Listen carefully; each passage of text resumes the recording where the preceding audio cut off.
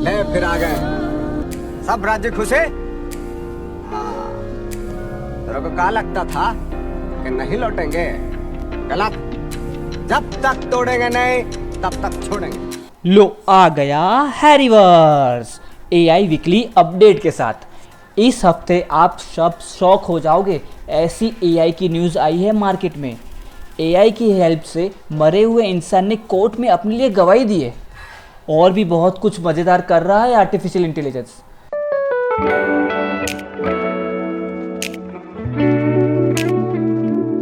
स्वागत है। एआई की दुनिया तो भाई तूफान की रफ्तार से बदल रही है। हाँ बिल्कुल। हर हफ्ते लगता है कोई नया बड़ा धमाका हो रहा है। आज हमारे पास जो जानकारी आई है वो दिखाती है कि एआई अब सिर्फ टेक लैब्स में नहीं है। सही। ये हेल्थ केयर में, बड़ी टेक कंपनियों के प्लान्स में और यहाँ तक कि कोर्ट रूम तक पहुँच गया है। बिल्कुल, ये दायरा बढ़ता ही जा रहा है। तो आज हम खंगालेंगे ओपन एआई और यूएस एफडीए की ये नई पार्टनरशिप सीडा जीपीटी। हाँ, देखेंगे कि ओपन एआई फॉर कंट्रीज पहल क्या है असल में।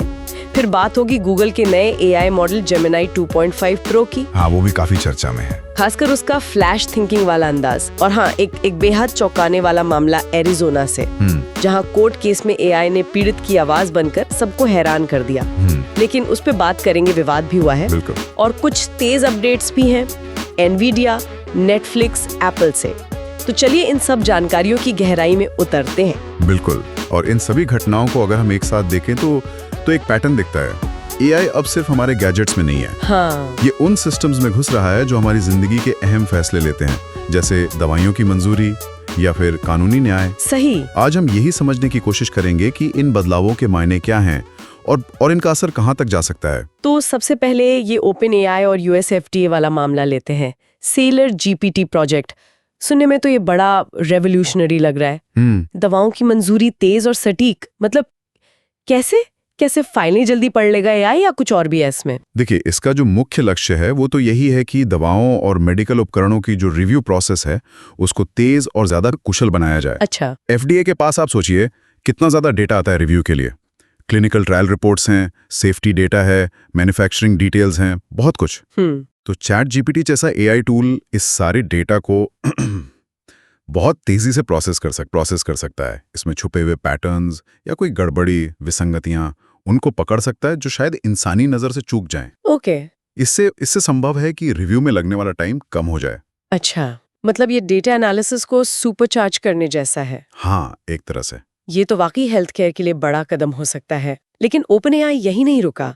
उन्होंने ओपन एआई फॉर कंट्रीज नाम की एक और पहल शुरू की है। जी। देशों को अपना एआई इंफ्रास्ट्रक्चर बनाने में मदद। ये थोड़ा अस्पष्ट सा लगता है।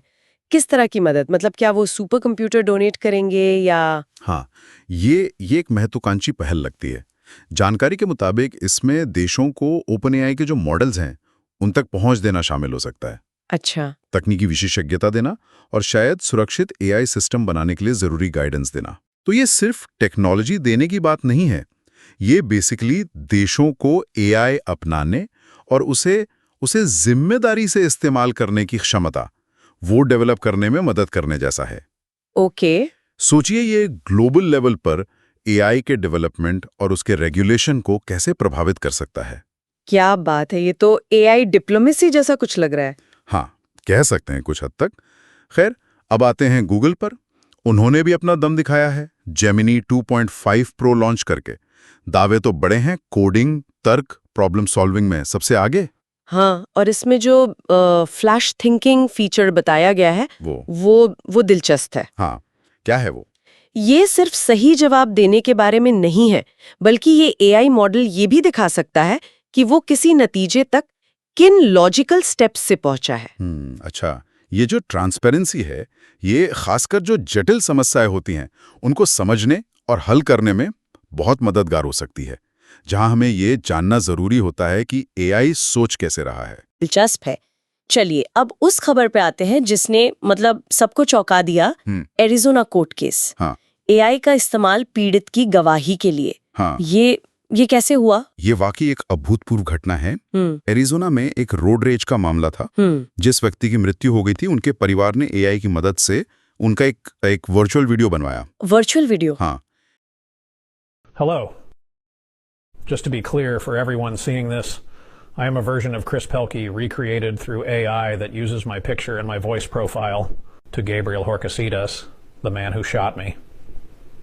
It is a shame we encountered each other that day in those circumstances. In another life, we probably could have been friends. I believe in forgiveness and in God who forgives. I always have, and I still do. इस AI जनित video को देखने के बाद दोषी की सजा में 1 साल की बढ़ोतरी की। इसी बात पर बहस छिड़ गई है। सवाल उठ रहे हैं कि क्या इस तरह के AI भावनात्मक रूप से इतने प्रभावशाली AI जनित वीडियो का इस्तेमाल सबूत के तौर पर या सजा तय करने में होना चाहिए? सही सवाल है। क्या ये न्याय प्रक्रिया को निष्पक्ष रखता है या फिर भावनाओं से ज्यादा प्रभावित कर सकता है? ये नए नैतिक और कानूनी सवाल खड़े करता है। ये वाकई सोचने वाली बात है। टेक्नोलॉजी भावनाओं को इस तरह पेश करे कि वो फैसले बदल दें। इसके दूरगामी परिणाम हो सकते हैं। अच्छा, इन बड़ी खबरों के अलावा कुछ और हलचल भी हुई है टेक जगत में। वो तेज अपडेट्स क्या थे? जी बिल्कुल, जैसे एनवीडिया ने एक नया ट्रांसक्रिप्शन AI टूल पेश किया है। अच्छा, जिसके बारे में कहा जा रहा है कि वो आवाज को टेक्स्ट में बदलने में काफी सटीक है। ओके। दूसरी तरफ नेटफ्लिक्स अपने AI सिस्टम को और बेहतर बना रहा है ताकि वो हमें और भी सटीक कंटेंट सुझाव दे सकें जो हमारी पसंद से बिल्कुल मेल खाते हो। हाँ, वो तो करते ही रहते हैं। और एप्पल भी पीछे नहीं है। उन्होंने अपने AI फोटो एडिटिंग फीचर्स और हेल्थ मॉनिटरिंग क्षमताओं को अपडेट किया है। मतलब AI की दौड़ में हर कोई तेजी से भाग रहा है। ये था इस हफ्ते का AI वीकली अपडेट। अगर आपको वीडियो पसंद आया हो तो एक लाइक ज़रूर ठोक दीजिए और अपने दोस्तों और फैमिली के साथ शेयर करना बिल्कुल मत भूलिएगा। और अगर आप आर्टिफिशियल इंटेलिजेंस के बेसिक्स समझना चाहते हैं सिंपल लैंग्वेज में रियल लाइफ एग्जांपल के साथ, तो हमने एक ज़बरदस्त पॉडकास्ट भी अपलोड किया है। जाइए, चेक करिए और अपना फीडबैक हमें कमेंट्स में ज़रूर बताइए। और हाँ, हर हफ्ते के AI अपडेट्स के लिए don't forget to subscribe to Harryverse. मिलते हैं अगले एपिसोड में।